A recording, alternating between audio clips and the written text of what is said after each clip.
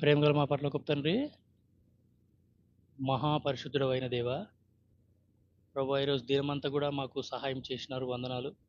మా పనులలో మీరు తోడుగా ఉన్నారు. మిమ్మల్ని స్తుతిస్తున్నాం. పరలోకపు తండ్రి, ప్రతి విధమైన కీడు అపాయాల నుండి, ప్రమాదాల నుండి మమ్మల్ని తప్పించినారు, రక్షించినారు, భద్రపరిచినారు. క్షేమంగా, సురక్షితంగా, భద్రంగా మమ్మల్ని ఉంచినందుకు మీకు వందనాలు. మా వ్యక్తిగత పనులలో మీరు చేసిన సహాయం అంతటికై స్తోత్రాలు. పరలోకపు తండ్రి, మరి నాయన మాకు సంఘం ఇచ్చినారు, సహవాసం ఇచ్చినారు, మీ వాక్యం ఇచ్చినారు, పరిశుద్ధాత్మ దేవుని ఇచ్చినారు. ఆత్మీయంగా ఎదగడానికి మరి నాయన కావాల్సిన ప్రతి వనరుని మీరు మాకు అనుగ్రహించినందుకు మీకు వెళ్ళలేని వందనాలు. బైబిల్ స్టడీ కొరకు కొంత వాక్యం ధ్యానిస్తున్నాం. దయచేసి మాకు సహాయం చేయండి, మాతో ఉండండి.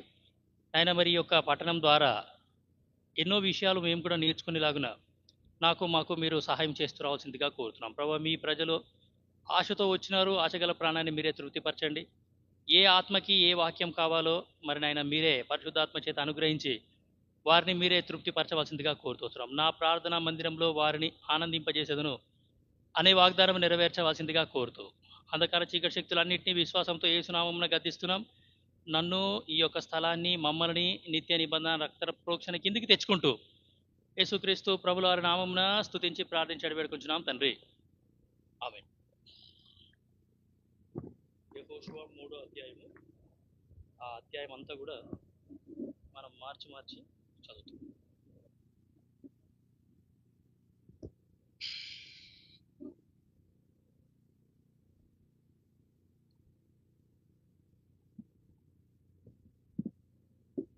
యెహోషువ 3వ అధ్యాయము.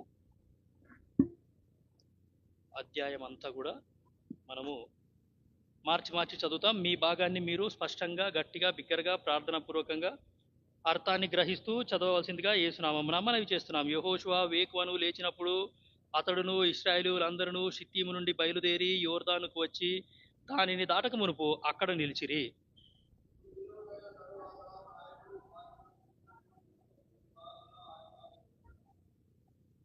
3వ వచనమమ్మ. యెహోషువ 3వ అధ్యాయము 3వ వచనం. మీరు మీ దేవుడైన యెహోవా నిబంధన మందసమును యాజకులైన లేవీయులు మోసుకొని పోవుట చూచినప్పుడు మీరున్న స్థలములో నుండి బయలుదేరి దాని వెంబడి వెళ్ళవలెను.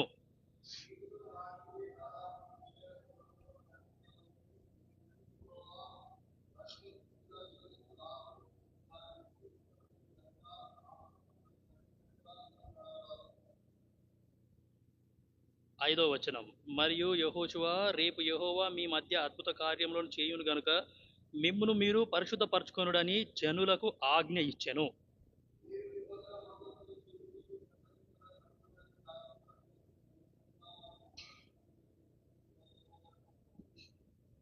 7వ వచనం. అప్పుడు యెహోవా యెహోషువతో ఇట్లనెను, నేను మోషేకు తోడయుండినట్లు నీకును తోడయుందునని ఇశ్రాయేలులందరూ ఎరుగునట్లు నేడు వారి కన్నుల ఎదుట నిన్ను గొప్ప చేయ మొదలుపెట్టెదను.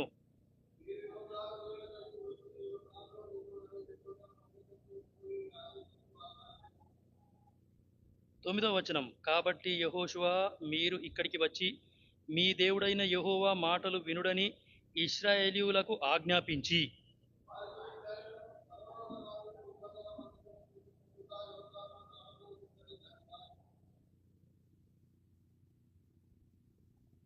11వ వచనం. జీవము గల దేవుడు మీ మధ్య నున్నడనియు ఆయన నిశ్చయముగా మీ ఎదుట నుండి కనానీయులను, హిత్తీయులను, హివ్వీయులను, పెరిజ్జీయులను, గెర్గాషీయులను, అమోరీయులను, యెబూసీయులను వెళ్ళగొట్టుననియు దీని వలన మీరు తెలిసికొందురు.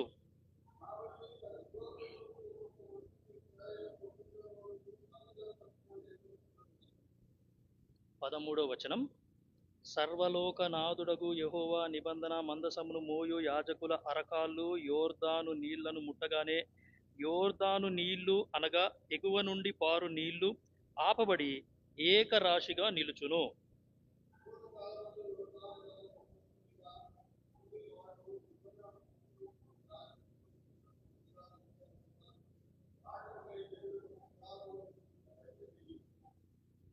15వ వచనం. అప్పుడు ఆ మందసమును మోయువారు యోర్దానులో దిగిన తరువాత మందసమును మోయు యాజకుల కాళ్ళు నీటి అంచున మునగగానే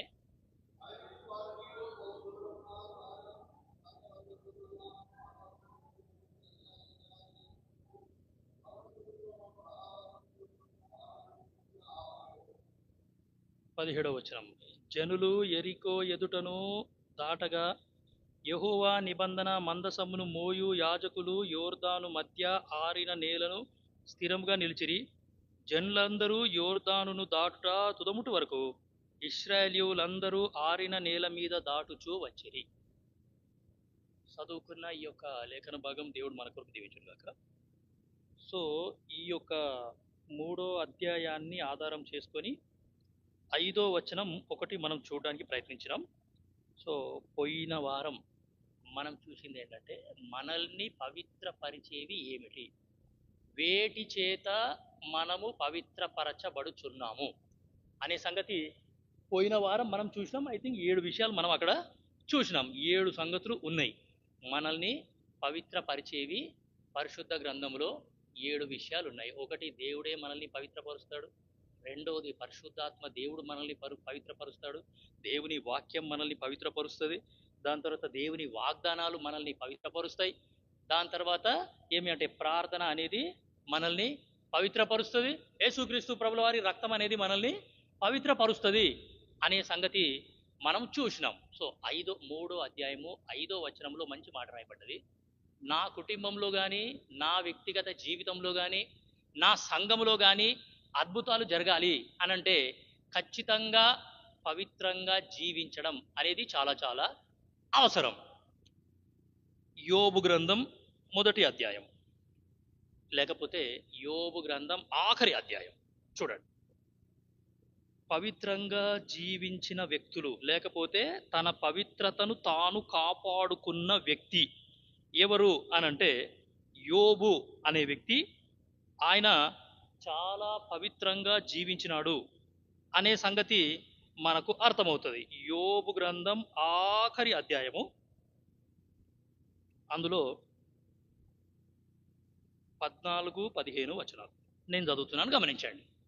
యోబు గ్రంథము ఆఖరి అధ్యాయం 42వ అధ్యాయము 14-15 వచనాలు. అతడు పెద్దదానికి యమీమా అనియు, రెండవ దానికి కెజియా అనియు, మూడవ దానికి కెరెం హపుకు అనియు పేర్లు పెట్టెను. ఆ దేశమందంతటను యోబు కుమార్తెలంత సౌందర్యవంతులు కనబడలేదు. వారి తండ్రి వారి సహోదరులతో పాటు వారికి స్వాస్థ్యములనిచ్చెను. యోబుకి 7 కొడుకులు అండ్ 3 కుమార్తెలు ఆయనకి. వినండమ్మా, వినండి, వాక్యం వినండి. యోబుకి 7 కొడుకులు అండ్ 3 కుమార్తెలు. ఆ కుమార్తెల పేర్లు అక్కడ ఉన్నాయి.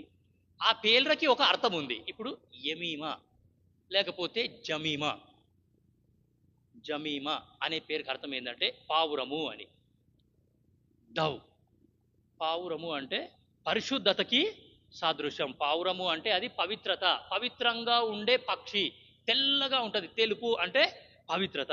సో యోబు ఆయన కుమార్తెలకు పేర్లు ఏ విధంగా పెట్టినాడు అనంటే, నా పిల్లలు పవిత్రంగానే జీవించాలి, నా సంతానం ఈ లోకంలో జీవిస్తున్నప్పుడు ఎట్లా జీవించాలి అంటే పవిత్రంగా జీవించాలి. జమీమా అనే పేరుకు అర్థం ఏంటంటే డవ్, పావురము. సో కాబట్టి పాముల వలె వివేకులు, పావురము వలె నిష్కపటులుగా ఉండండి అని వాక్యంలో ఉంది. పావురం అనేది నిష్కపటం, లోపల కపటం ఏమీ పెట్టుకోదు. నా పిల్లలు లోపల కపటం ఏమీ కూడా పెట్టుకోవద్దు, ఎవరి మీద కూడా ద్వేషం అనేది పెట్టుకోవద్దు, వాళ్ళు పవిత్రంగానే జీవించాలి అని యోబు యొక్క ఉద్దేశం. అందుకే ఆయన పిల్లలకి పెద్ద కుమార్తెకి యమీమా లేకపోతే జమీమా. జమీమా అంటే హోలీ, పవిత్రత అని అర్థం. రెండో కుమార్తె పేరు, రెండవ దానికి కెజియా అని పేరు పెట్టినాడంట. కెజియా అంటే ఏమి అంటే శుద్ధీకరణ అని అర్థం. కెజియా అంటే శుద్ధీకరణ అని అర్థం. మొదటి కూతురికి పవిత్రత, పవిత్రము, పవిత్ర లేకపోతే పవిత్రంగా ఉండే అమ్మాయి. ఈ పిల్ల పవిత్రంగానే ఉండాలా, పవిత్రంగానే జీవించాలి అని పేరు పెట్టినాడు. రెండో అమ్మాయికి శుద్ధీకరణ అనే పేరు పెట్టినాడు. సో కెజియా అంటే శుద్ధీకరణ అని అర్థం. దాని తర్వాత మూడో అమ్మాయి పేరు ఏముంది అనంటే మూడవ దానికి కెరెం హప్పుకు అనియు పేర్లు పెట్టెను.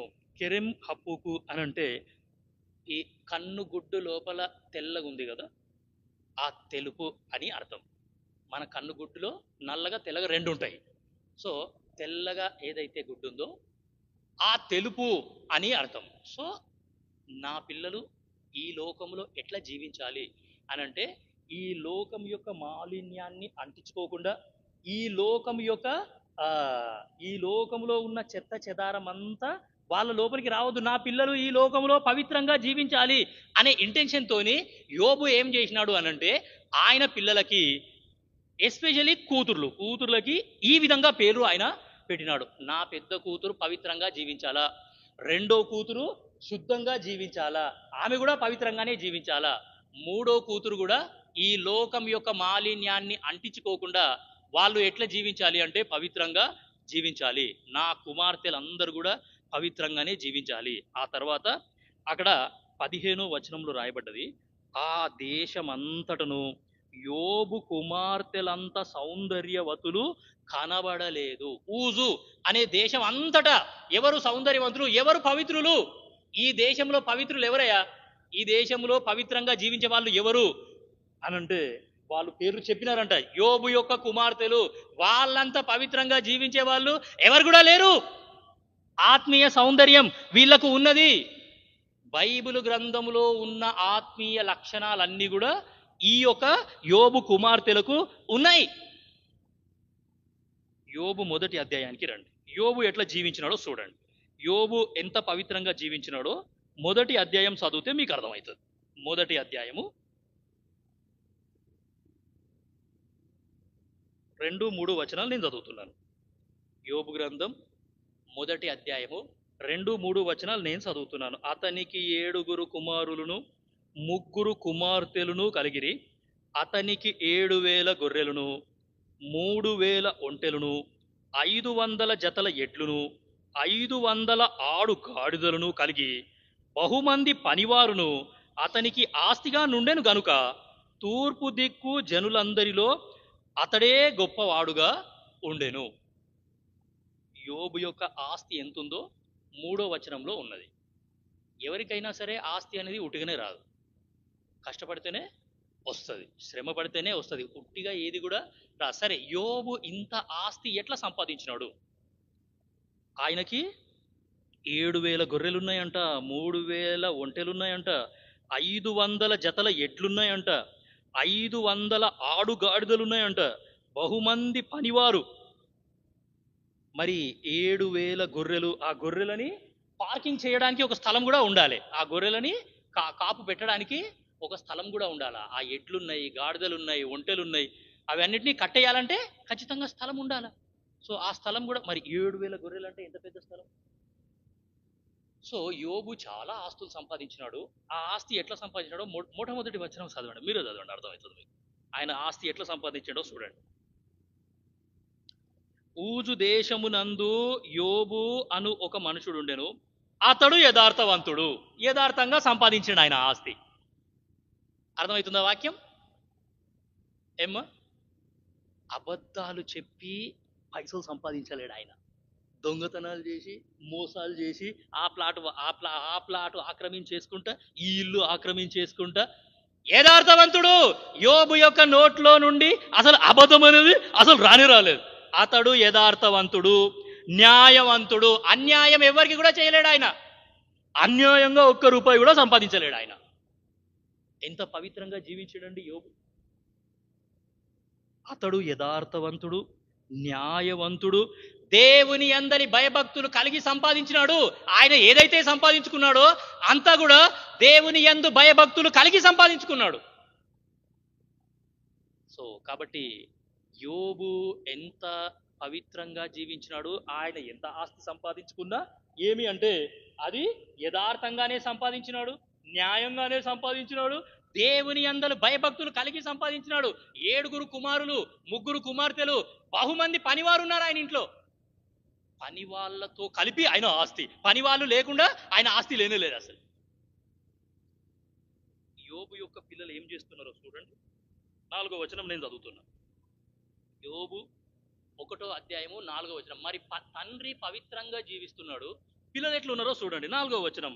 అతని కుమారులందరూ వంతుల చొప్పున అనుదినము ఒకరికొకరు తమ తమ ఇండ్లలో విందు చేయనై కూడునప్పుడు తమ ముగ్గురు అక్క చెల్లెండ్రు తమతో కలిసి అన్నపానములు పుచ్చుకొనవలెనని వారిని పిలిపించుచు వచ్చిరి. 7 కుమారులు ఉన్నారు, 3 అక్క చెల్లెండ్లు ఉన్నారు. ఎవరి ఇంట్లో వాళ్ళు, ఎవరి ఇల్లు వాళ్ళకు ఉన్నది. పెద్దోని ఇల్లు 7 ఇండ్లు ఉన్నాయండి. దాని తర్వాత కూతుర్లకి కూడా వాళ్ళ ఇండ్లు వాళ్లకు ఉన్నాయి. సో యోబు ఆస్తి చాలా ఉంది.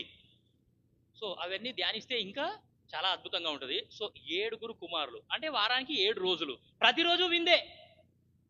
ఫస్ట్ సోమవారం రోజు పెద్దోడు చెల్లెండ్లను విందుకు పిలిచినాడు, మిగతా తమ్ముళ్ళను కూడా పిలిచినాడు. దాని తర్వాత మంగళవారం 7 కుమారులు, వారానికి 7 రోజులు, ప్రతిరోజు విందే. యోబు యొక్క ఇంట్లో ప్రతిరోజు విందే. బోలెడంత మంది పని వాళ్ళు ఉన్నారు. ఒక పనివానికి చెప్పేసి ఒక గొర్రె పిల్ల తీసుకుందా పోయి, మా చెల్లెండ్లు వస్తున్నారు ఈరోజు మేము విందు చేసుకుంటాం, పెద్దోడు చెప్పేసాడు.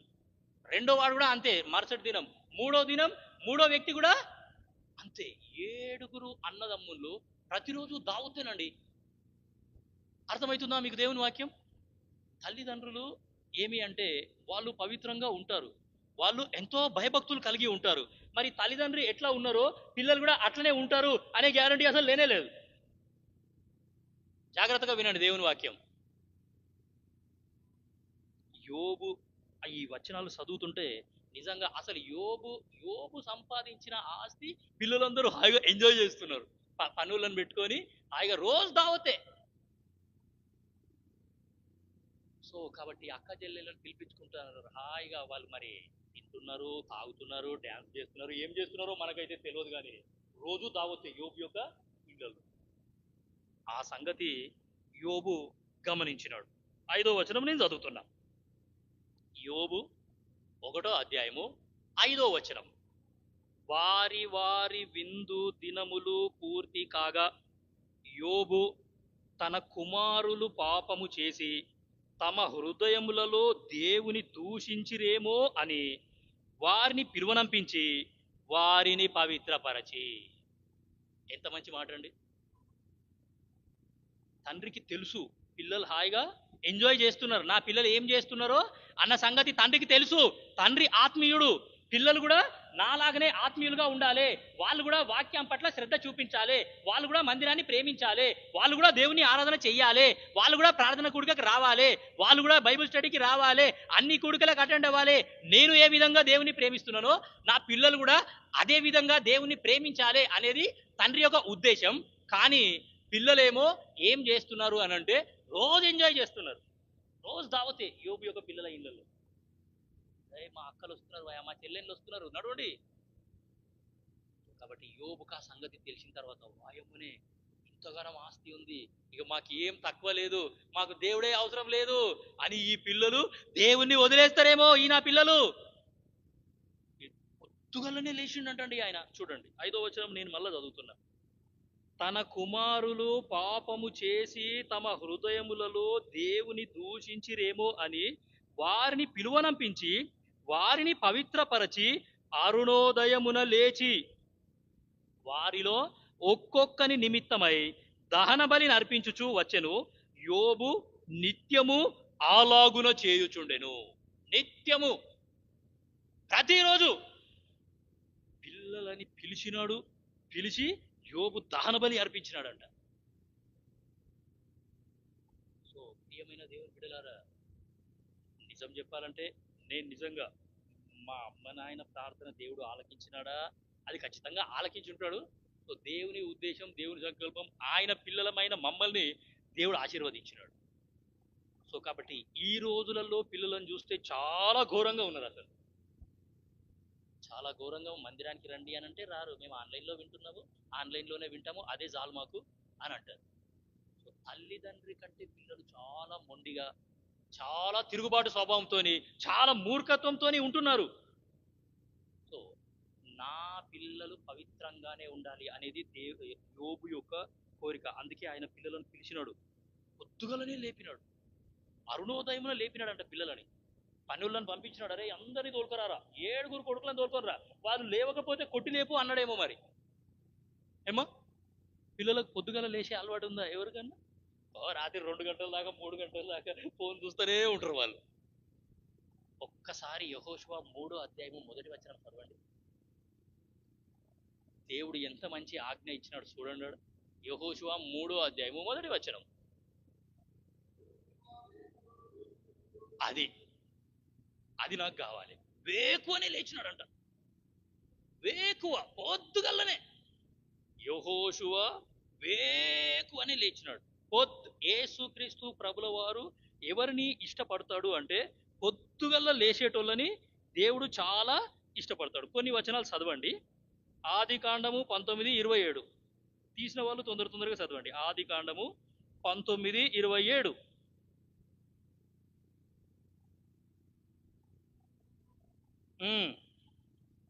తెల్లవారినప్పుడు అబ్రహాము లేచి 21:14 చాలమ్మా. 21:14 ఆదికాండం.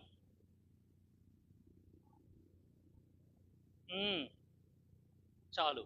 తెల్లవారినప్పుడు అబ్రహాము లేచి 22:3 ఆదికాండం. చాలు. తెల్లవారినప్పుడు అబ్రహాము లేచి 28:18 ఆదికాండం. జెనసిస్ 28:18. ఇప్పుడు అబ్రహాంకు యాకోబుకు సంబంధం ఏమది? ఏమో యాకోబుకు అబ్రహాం ఏమవుతాడు, లేకపోతే అబ్రహాంకు యాకోబు ఏమవుతాడు?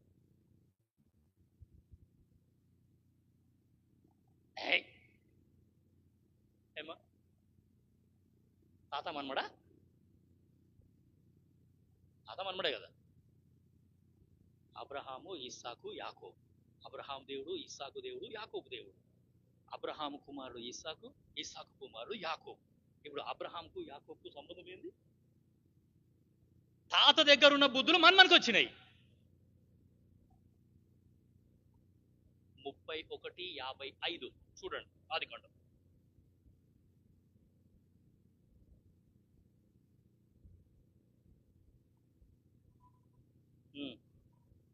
ఎంత మంచి మాటలండి ఇవన్నీ. లాభానికి కూడా పొద్దుగల లేచే అలవాటే ఉందంట. నంబర్ 1 దొంగ, నంబర్ 1 మోసగాడు. సొంత మేనల్లుడిని మోసం చేశాడు. అసలు ఈ లోకంలో ఎక్కడ జరగదు అది. నాకు గనక 2 కూతుర్లు ఉన్నారు, నాకు మేనల్లుళ్ళు ఒక 2-3 ఉన్నారు అని అంటే నా మేనల్లుళ్ళని నేను అసలు మోసం చెయ్య. ఎవరు చెయ్యరు అది. ఏ మేనమామ అసలు చేయడు. కానీ బైబిల్లో చేసిండు, బైబిల్లో జరిగింది అది. నంబర్ 1 దొంగ, నంబర్ 1 మోసగాడు. ఆయనకు కూడా పొద్దుగల లేచే అలవాటు ఉందంట. నిర్గమకాండము 8:20 తొందరగా చదవండి. నిర్గమకాండం 8వ అధ్యాయము 20వ వచనం.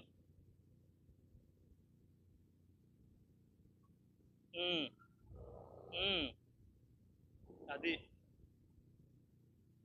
ప్రొద్దున్నే లేచే అలవాటు అండి, చాలా మంచి అలవాటు. ఇదా 9:13 అమ్మా అక్కడే. నిర్గమకాండము 9:13.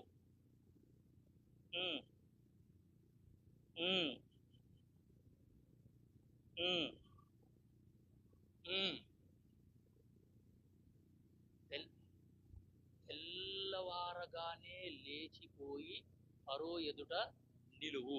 దాని తర్వాత చూడండి 24:4 నిర్గమకాండం. 24వ అధ్యాయము 4వ వచనం నిర్గమకాండం.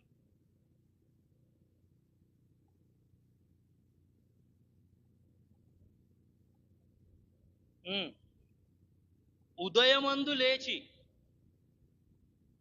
34:4 అక్కడే. నిర్గమకాండము 34వ అధ్యాయము 4వ వచనం.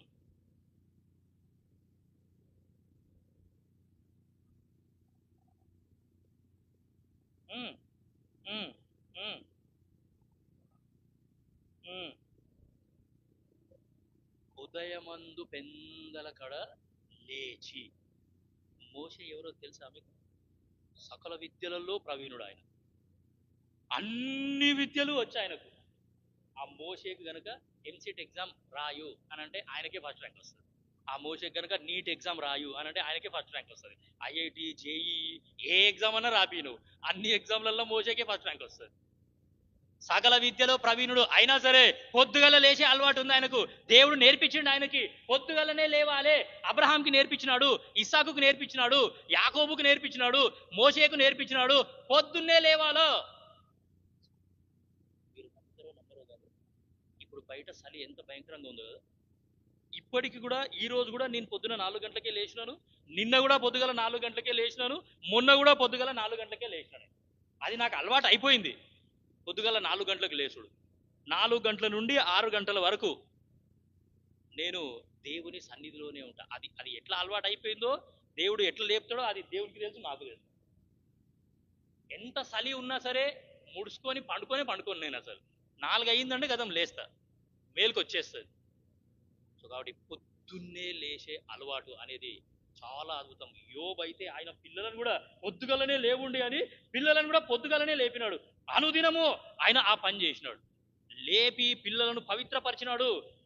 మనందరికీ మంచి పాట కూడా ఉంది కదా, ఉదయమునే లేచి నీ స్వరము వినుట నాకు ఎంతో మధురము, దినమంతటి కొరకు నన్ను సిద్ధపరచు, రక్షించు ఆపదల నుండి, రక్షించు ఆపదల నుండి. ఉదయమునే లేచి యెహోవా స్వరము వింటే ఏం చేస్తుందంట? ఆ స్వరం దినమంతటి కొరకు మనల్ని సిద్ధపరుస్తుంది. ఈ దినం మొత్తం నువ్వు ఎట్లా జీవించాలా అనేది ఆ వాక్యం మనల్ని సిద్ధపరుస్తుంది. డే మొత్తం, నేను డే మొత్తం మా ఆఫీస్కి వెళ్తే నా కింద అసిస్టెంట్లు ఉన్నారు, వాళ్ళతో ఎట్లుండాలి, నా పైన బాస్ ఉన్నాడు, నా మేనేజర్ ఉన్నాడు, ఆయనతో ఎట్లుండాలి, ఆయన పైన జిఎం ఉన్నాడు, ఆయనతో ఎట్లుండాలి, ఆ జిఎం పైన మళ్ళీ హెడ్ ఉన్నాడు, హెచ్ఓడి ఉన్నాడు, ఆయనతో ఎట్లుండాలి, ఎన్ని మీటింగ్స్ ఉంటాయి, ఎన్ని డీలింగ్స్ ఉంటాయి. ఎట్లా సిద్ధపరుస్తుంది ఈ వాక్యం అనేది చాలా అవసరం. దాని తర్వాత రక్షించు ఆపదల నుండి. మనకు తెలియవు కానీ మన చుట్టుపక్కల అన్ని ఆపదలే ఉన్నాయి. ఆ ఆపదలన్నిటి నుండి నువ్వు నేను ఎట్లా కాపాడబడుతున్నాము అంటే దేవుని యొక్క స్వరం వినుట ద్వారా. ఈ దేవుడు నిన్ను నన్ను ఏం చేస్తున్నాడు అంటే కాపాడుతున్నాడు. ఒక వచనం చదవండి, లూకా సువార్త 21:38. చూడండి ఎంత మంచిగా ఉందో చూడండి, లూకా సువార్త 21:38.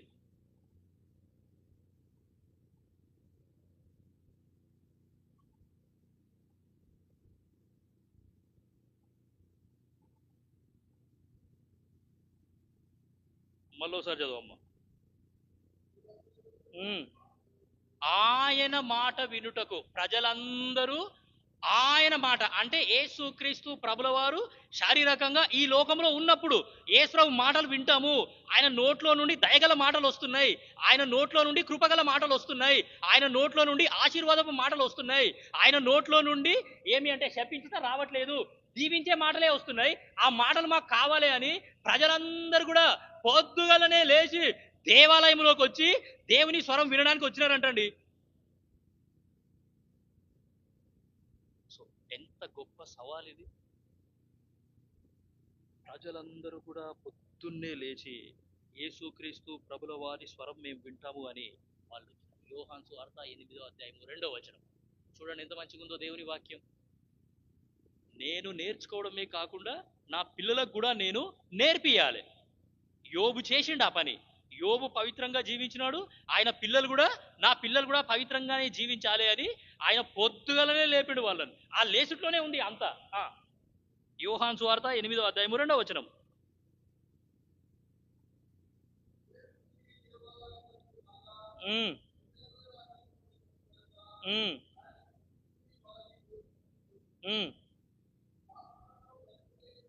ఒక్క నిమిషం నేను చదువు.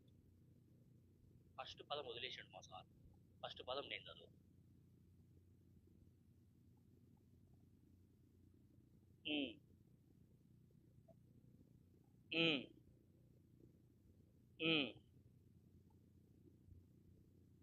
తెల్లవారగానే అసలు నిజం చెప్పాలంటే ఆ మార్నింగ్ నేను ఇప్పుడు 4 గంటలకు లేచి ఫస్ట్ లేవగానే దేవుణ్ణి స్తుతిస్తాను. ఒక 15 మినిట్స్ ఆర్ 20 మినిట్స్ దేవుణ్ణి స్తుతిస్తాను. స్తుతించిన తర్వాత అట్లనే ప్రార్థన కంటిన్యూ చేస్తాను. ఆ స్తుతించడం అయిపోగానే ప్రార్థన కంటిన్యూ చేస్తా. ప్రార్థన 1 అవర్ గంట సేపు ప్రార్థన చేసిన తర్వాత వాక్యం చదువుకుంటాను. అంటే నేను వాక్యం చదివేసరికి 5:05 అవుతుంది. 5:05 నుంచి 6 గంటల దాకా నేను వాక్యం చదువుకుంటాను. ఆ 5:05 నుండి 6 గంటల మధ్యలో ఏం జరుగుతుందంటే మా ఇంటి గల్లీలోనే ఒక హనుమాన్ల గుడి ఉంటుంది. ఆ గుడి పూజారి వెళ్తాడు. అంటే అంత మరి ఆ ఆలయం తెరవాలా, దాంట్లో పూజలు చేయాలి, ఏ ఉద్దేశంతో పోతాడో కానీ ఆయన వెళ్తా ఉంటాడు. ఆ పొద్దుగల్ల పూట దారిలో చాలా మంది కసువు నూకుతారు కదా, ఆ కసువు నూకేటోళ్ళందరికీ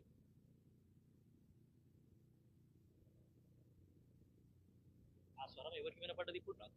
సారీ, ఆ స్వరం ఇప్పుడు నాకు వినపడ్డది. అంత పొద్దుగలనే డిస్టర్బెన్స్ ఏమో. యెహోవా స్వరం నేను వింటుంటే నాకు ఏ స్వరం వినపడుతుంది? అందుకే చాలా కేర్ఫుల్ గా ఉండాలి. అంత పొద్దుగలనే డిస్టర్బెన్స్ అనేది వస్తుంది.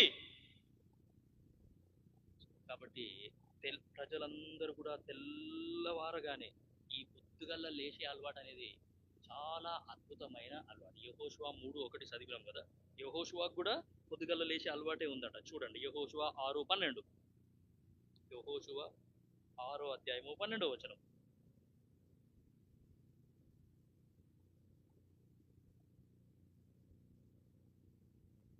ఉమ్, ఉమ్, 7:16.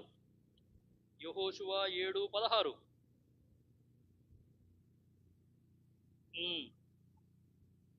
చాలమ్మా. 8:10. ఉమ్, ఉమ్, ఉమ్.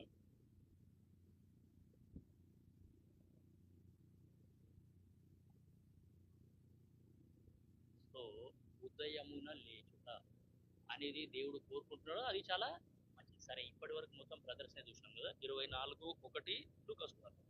ఆడ కొంతమంది సిస్టర్స్ ఉన్నారు, వాళ్ళు కూడా ఉదయమే లేచిండ్రంట. లూకాసు వార్త 24:1.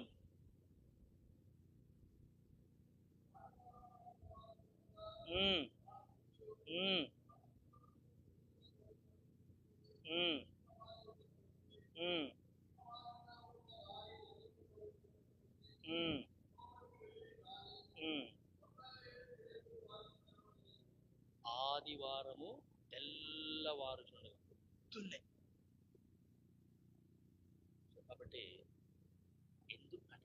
ఎందుకు ఈ మాటలు చెప్పినాము? ఎందుకు యోబు అట్లా చేసినాడు? యోబు ఆయన పిల్లలను పిలిచి పొద్దుగల్ల పూటనే ఎందుకు అట్లా చేసినాడు అని అంటే ఇంకొక వచనం చదవండి. మనందరికి బాగా తెలుసు. విలాప వాక్యములు 2:19. యోబు చేసిన పని ఎందుకు అట్లా చేసినాడో ఆడార్థమవుతుంది మనకు. విలాప వాక్యములు 2:19.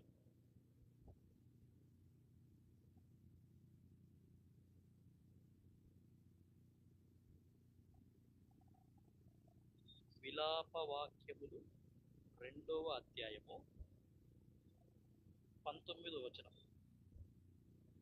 నీవు లేచి రేయి మొదటి జామున మొరపెట్టుము,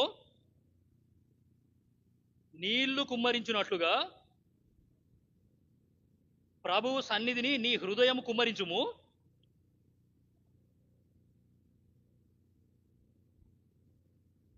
నీ పసిపిల్లల ప్రాణము కొరకు నీ చేతులను ఆయన తట్టు ఎత్తుము. సో ఎందుకు నేను పొద్దుగల్ల లేవాలి అనంటే నా పిల్లల కోసం. నా పిల్లల కోసం ఖచ్చితంగా, నా పిల్లల కోసం నేను పొద్దుగల్ల లేవాలి.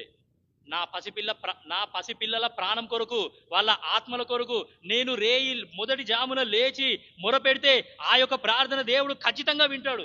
మీకు తెలుసో తెలుసో కానీ పొద్దుగల్ల 4 గంటలకే ఆన్లైన్ ప్రేయర్ స్టార్ట్ అవుతుంది. ఆ వ్యక్తి పేరైతే నేను చెప్పగాని పొద్దుగల్ల 4 గంటలకే ఆన్లైన్ ప్రేయర్ స్టార్ట్ అవుతుందండి. లైవ్ చాలా మంది లైవ్ లో జాయిన్ అవుతారు. ఏం అవసరం ఉంది పొద్దుగల్ల 4 గంటలకు ప్రేయర్ పెట్టుకునే అవసరం? పెట్టినోనికి సోయి లేదా, లేకపోతే మనకు లేదా? మొదటి జామున లేచుట అనేది చాలా చాలా ప్రాముఖ్యం. నా పిల్లలు రేపు ఎట్లా తయారవుతారో తెలియదు. ఇప్పటికే లోకం చాలా భయంకరంగా ఉంది. మరి రేపటి దినాన ఇంకా ఎట్లా తయారవుతారో తెలియదు. వాళ్ళు రక్షణ పొందుతారా అనే గ్యారంటీ కూడా ఉండదు. ఎంత మొండితనము, ఎంత మూర్ఖత్వం, ఎంత తిరుగుబాటు స్వభావం. అసలు పిల్లలు మందిరానికి రావడానికే ఇష్టపడతలేరు, అసలు వాదిస్తున్నారు. ఒకవేళ సేవకులు విజిటింగ్ కోసం అని ఇంటికి పోతే వాదిస్తున్నారు. ఇంట్లో కూడా అసలు వాక్యం వినడానికి కూర్చోవట్లేదు. చాలా చాలా ప్రాబ్లం. సో కాబట్టి యోబు నిత్యము అలాగా చేయుచుండెను అనే సంగతి మనం చూసినాం. సో అదేవిధంగా మన 114 అధ్యాయానికి ఇప్పుడు రండి. కీర్తన 114 1వ వచనం, 3వ వచనం అండ్ 5వ వచనం. 114 కీర్తన 1.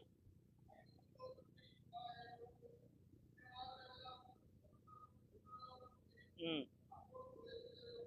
ఉమ్, ఉమ్,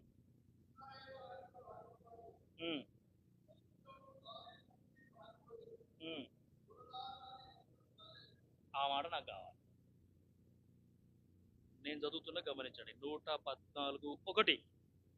ఐగుప్తులో నుండి ఇశ్రాయేలు అన్య భాష గల జనులలో నుండి యాకోబు బయలు వెళ్ళినప్పుడు, ఐగుప్తు దేశంలో నుండి బయలుదేరి వచ్చిన వాళ్ళు ఉన్నారు. ఇప్పుడు మన అంశంలోకి వచ్చిన నేను.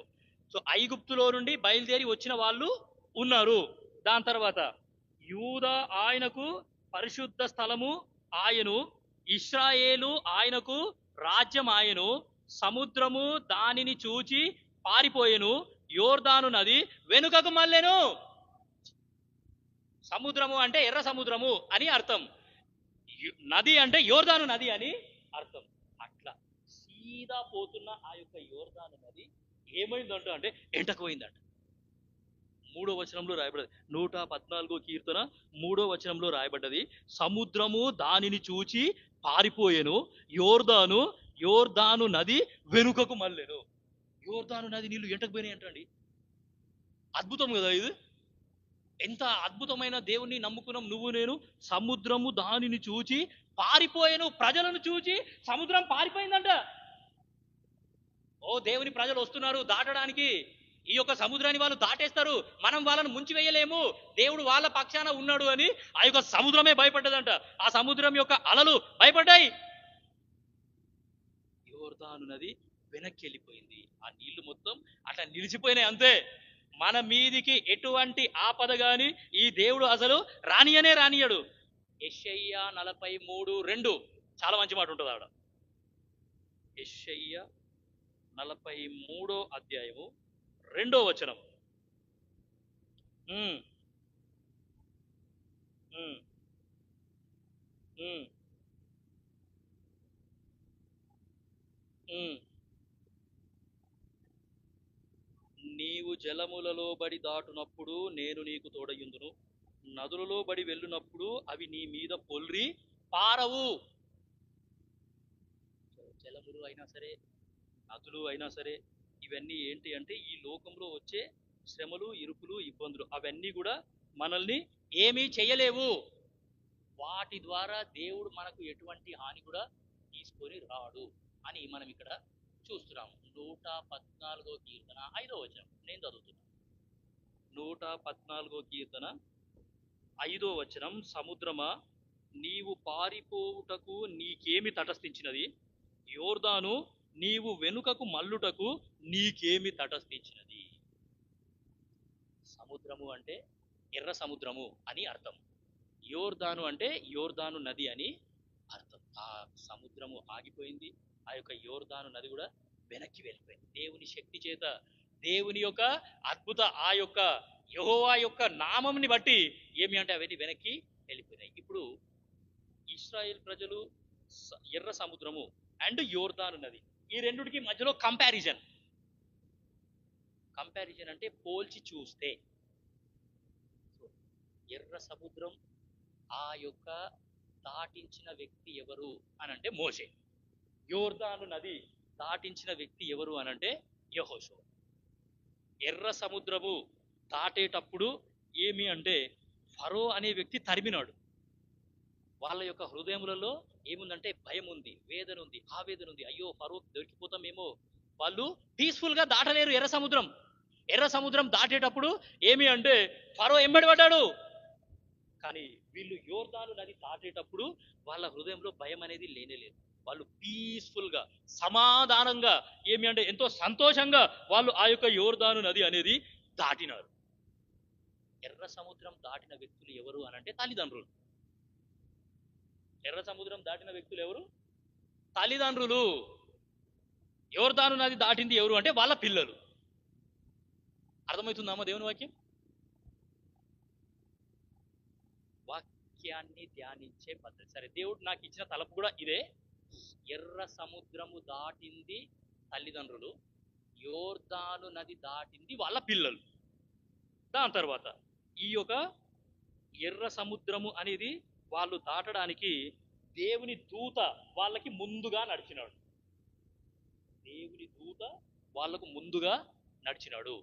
దాని తర్వాత ఈ యొక్క యోర్దాను నది దగ్గరికి వచ్చేసరికి ఏమి అంటే ఆయన ఆ మందసం అనేది ముందు నడుస్తుంది.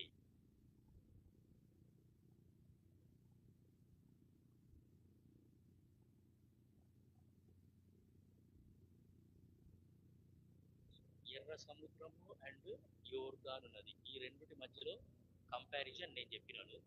సో నెక్స్ట్ వీక్ ఏం చేస్తానంటే మీకు క్విజ్ పెడతాను. సరేనా? నెక్స్ట్ వీక్ మీకు నేను క్విజ్ పెడతాను. ఇప్పుడు కరెక్ట్ ఈ రోజుకు 6 months అయ్యింది. ఈ రోజుకి బైబిల్ స్టడీ స్టార్ట్ చేసి 6 నెలలు అయ్యింది.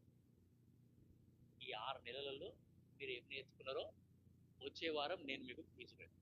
వచ్చే వారం వాక్యం ఏమీ ఉండదు. వచ్చే వారం మొత్తం నేను క్విజే పెడతాను. మీరు చెప్పడానికి ప్రయత్నించాలా. మీరు ప్రిపేర్ అయ్యి రండి. ఈ మొదటి 3 అధ్యాయాలు మొత్తం కూడా మీరు ప్రిపేర్ అయ్యి. సరే, యోర్దాను నదికి అండ్ ఎర్ర సముద్రానికి ఉన్న వ్యత్యాసం మనం చూస్తున్నాము. యోర్దాను నది దాటిన తర్వాత ఎర్ర సముద్రం దాటిన తర్వాత వాళ్ళు అరణ్యంలోనే తిరిగినారు మొత్తం. యోర్దాను నది దాటంగానే వాగ్దాన దేశానికి వాళ్ళు ప్రవేశించారు. ఇట్లా దేవుని వాక్యాన్ని మనం ఇట్లా కంపారిజన్ చేసి చదివితే చాలా అద్భుతంగా అది ఉంటది. ఇట్లా వాక్యం ఎవరు కూడా ఇట్లా చెప్పరు. సో ఇప్పుడు వీళ్ళిద్దరి మధ్యలో ఉన్న కామన్ థింగ్ ఈ యోర్దాను నది అండ్ ఈ ఎర్ర సముద్రం, ఈ రెండిట్లో కామన్ గా ఉన్న వ్యక్తులు ఎవరు అనంటే యెహోషువ, కాలేబు. వాళ్ళు యోర్దాను నది కూడా దాటినారు, ఎర్ర సముద్రం కూడా వాళ్ళు దాటినారు. యెహోషువ, కాలేబు 2 అద్భుతాలు కళ్ళారా చూసినారు. వాళ్ళు ఎర్ర సముద్రం కూడా దాటినారు, యోర్దాను నది కూడా వాళ్ళు దాటినారు. దాని తర్వాత దేవుడు ఎర్ర సముద్రంలో ఎటువంటి కార్యం చేసినాడో యోర్దాను నదిలో కూడా అటువంటి కార్యమే చేసినాడు. దేవుడు సమానంగా పని చేసినాడు అనే సంగతి మనము ఇక్కడ చూస్తున్నాము.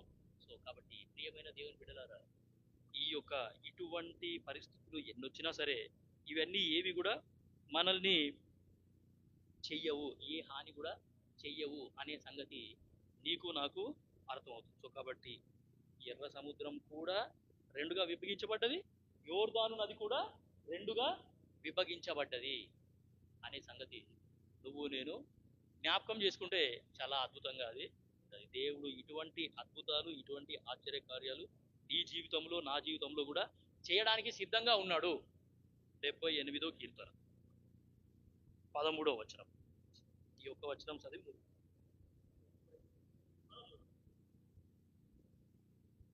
78వ కీర్తన 13వ వచనం. నీ మార్గము పరిశుద్ధమైనది. 78:13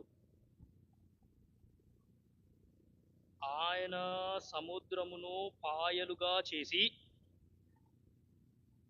వారిని అద్దరికి నడిపించాను.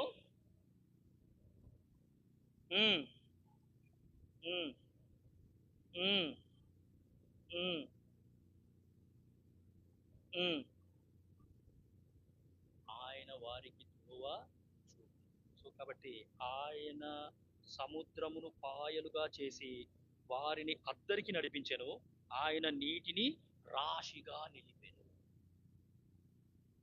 దివ్యమైన దేవుని బిడ్డలారా, ఇటువంటి అద్భుతమైన దేవుణ్ణి నమ్ముకున్న తర్వాత నిజంగా అసలు వాక్యం వింటుంటేనే ఏమి అంటే ఇంకా విశ్వాసం అనేది ఇంకా ఎదుగుతూనే ఉంటది, ఇంకా విశ్వాసం అనేది ఇంకా పైకి వెళ్తూనే ఉంటది. కాబట్టి ఇటువంటి దేవుణ్ణి నమ్ముకున్న నువ్వు నేను చాలా సరే. మీరు నూతన సంవత్సరం యొక్క మూడో కానీ నేనైతే చూసిన ఏమమ్మా, నూతన సంవత్సరం అంటే నెక్స్ట్ 2026 మూడో కాడు మీరు చూస్తారో చూడలేరో కానీ నేను మాత్రం చూస్తాను. అందులో ఫస్ట్ వాగ్దానమే మన భవిష్యత్తు వాగ్దానమే కదా. యెహోషువ 1:9 ఫస్ట్ వాగ్దానం. ఆ మూడో కార్డులో ఫస్ట్ వాగ్దానం నేను చూసిన తర్వాత నిజంగా దేవుడికి చాలా హృదయపూర్వకంగా నేను దేవునికి వందనాలు చెప్పాను. యెహోషువ 1:9 చదవండి, ముగించేస్తాం, ప్రార్థన చేస్తాం. ఇష్టం వాళ్ళు చదవండి. యెహోషువ 1:9.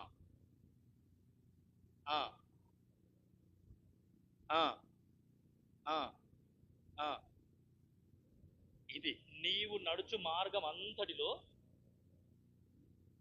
నీ దేవుడైన యెహోవా నీకు తోడై ఉన్నాడు. నూతన సంవత్సరంలో ఫస్ట్ వాగ్దానం ఇదే ఉన్నది మూడో కార్డులో. మోకరించండి, ప్రార్థన చేస్తాం. దేవుడి వాక్యం దీవించండి.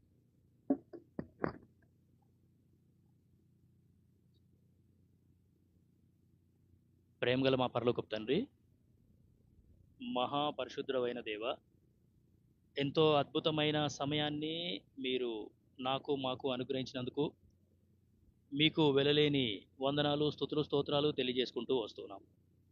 పరలోకపు తండ్రి నాయన, మరి ప్రభు బైబిల్ స్టడీ మాకు అనుగ్రహించినారు, మీకు వందనాలు ప్రభు. మరి ఈ యొక్క స్టడీ ద్వారా ఎన్నో విషయాలు నేర్చుకోవడానికి మీరు కూడా కృప చూపించినారు, వందనాలు. ఈ రోజుకి 6 నెలలు అయిపోయింది ప్రభు. మరి మీ చిత్తం అయితే మీ ప్రజలు ఏం నేర్చుకున్నారో వాళ్ళకి ఎంతవరకు గుర్తుందో మీ చిత్తం అయితే వచ్చే వారం చిన్నగా క్విజ్ కండక్ట్ చేద్దామని అనుకుంటున్నాం. దయచేసి కృప చూపించండి, మరి నైనా సహాయం చేయండి. యోర్దాను నదిని పాయలుగా చేసినారు, సముద్రాన్ని మీరు ఆరిన నేలగా చేసినారు. ఆ యోర్దాను నీళ్లు వెనక్కే వెళ్ళిపోయినాయి ప్రభు. అంత శక్తిగల దేవుడు, అంత గొప్ప దేవుడు మీరు పరలోకపు తండ్రి. మా జీవితాలలో కూడా మీరు ఆశ్చర్య కార్యాలు, అద్భుత కార్యాలు, సూచక క్రియలు చేసే దేవుడు. యోబును గుర్తు చేసినారు, వందనాలు.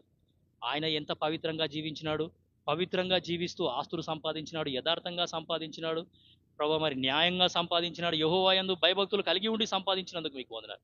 ఆయన పవిత్రంగా జీవించినాడు, పిల్లలను పవిత్రపరిచినాడు పరలోకపు తండ్రి. మరి మేము కూడా అటువంటి వైఖరి కలిగి ఉండి మా పిల్లల పట్ల మేము కూడా శ్రద్ధ వహించేలాగున సహాయం చేస్తూ రావాల్సిందిగా కోరుతున్నాం ప్రభు. మరి డిసెంబర్ 5వ తారీఖు శుక్రవారము ఓల్డ్ ఎంఐజీ హెర్మోన్లో సిస్టర్స్ మీటింగ్, సహోదరీల క్రిస్మస్ సిస్టర్స్ మీటింగ్. దయచేసి సహాయం చేయండి. ఇక్కడ ఈ మీటింగ్లో కూడా ఉదయం 10 గంటలకు అక్కర్లన్నీ తీర్చవలసిందిగా కోరుతూ వస్తున్నాం. డిసెంబర్ 7వ తారీఖు ఆదివారము సాయంత్రం 6:30కు రాజీవ్ గృహకల్ప జెరూసలేంలో కంబైన్డ్ యూత్ మీటింగ్, సహాయం చేయవలసిందిగా కోరుతూ వస్తున్నాం. డిసెంబర్ 10వ తారీఖు బుధవారం వీరంగూడ చర్చి యొక్క 4వ యానివర్సరీ రాత్రి 7 గంటలకు మరి ప్రత్యేక కూడిక కలిగి ఉండాలనే ఆలోచన ఉన్నది. దయచేసి సహాయం చేయవలసిందిగా కోరుతూ వస్తున్నాం. పరలోకపు తండ్రి నాయన, మరి అనుగ్రహించిన యొక్క బైబిల్ స్టడీ కొరకు స్తుతిస్తూ వెళ్తున్నాము.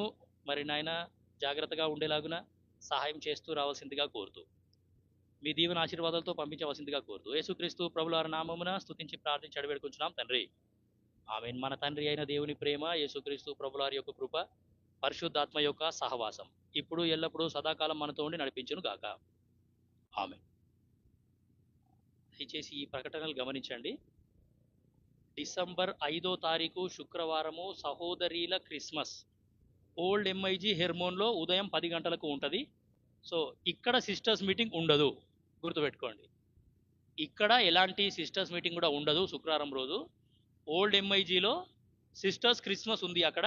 సో అందరు కూడా తప్పనిసరిగా అటెండ్ అవ్వాల్సిందిగా యేసునామమున మీకు మనవి.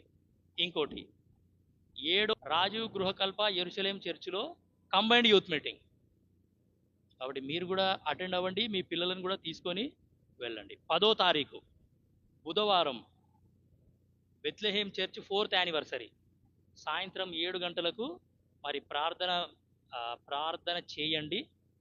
దేవుని చిత్తం అయితే ఆ, ప్రత్యేక కూడిక కలిగి ఉంటాం. బైబిల్ స్టడీ అయితే ఉండదు అని రాసినారు. మంచిది. Praise the lord.